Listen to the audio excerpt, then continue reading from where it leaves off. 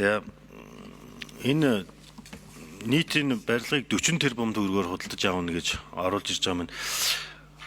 Ямар ер нь энэ хэдэн метр квадрат ер нь барилга юм бэ? Энэ худалдаж авах гэж байгаа эмнэлэг маань. Тэгээ судалгаа нэлээд сайн хийсэн гэж энэ нэг л ийм бүхэл дүнгээр орж ирээд байгаа байхгүй 40 тэрбум гэдэг. Яг энэ судалгаа хийсэн бол метр квадратын үнэлгээ юмнууд нь яагаад ингээд бүхэл дүнгээр орж иж байгаа юм.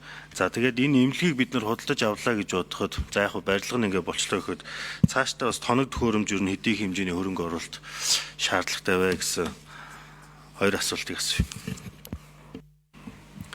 Чимбүрэн гүшүүн хариулъя.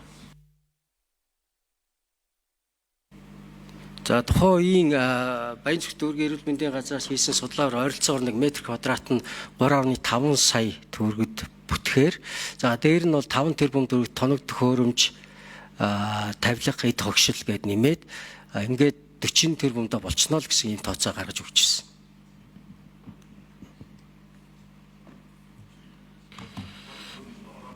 Ороод штэ ороод.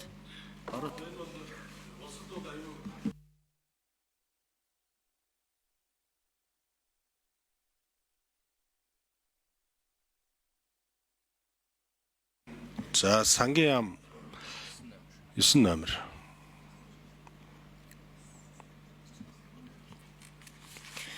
Энэ барилгын хувьд бол өмнө төсвийн хөрөнгө оруулалтын дээр хуулийн дээр батлагдчихсэн.